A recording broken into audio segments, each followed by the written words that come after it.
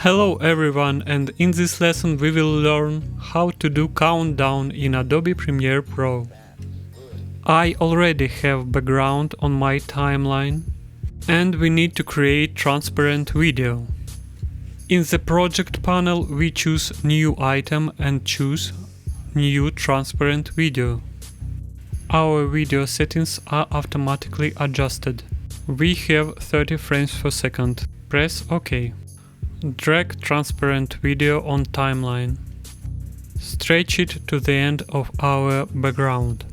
Then we go to the effects panel and search for timecode. Drag and drop timecode to the transparent video. And we see timecode on our video. We will scale up and reposition it to the center. We see some random numbers, so we go to the settings. In the effect controls, we choose timecode and uncheck field symbol. Format we don't change. In the timecode source, we choose generate. In the time display, we choose 30 drop frame.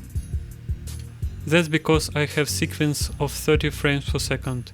If you have 24 or 50, just choose your number. We can remove black background and set opacity to the 0. So our timecode is ready, but we can crop some numbers. Go to the effects panel and search for the crop effect.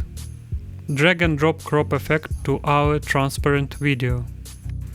Then we crop left side and right side. Excellent, our timecode is ready.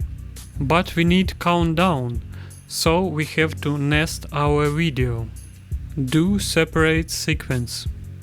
Right click on our transparent video and choose nest. Press OK. And then right click on the sequence and choose speed duration. Then choose reverse speed. This way the numbers will decrease. We have made our countdown timer. Thank you for your attention, subscribe to the channel and wish you a nice day.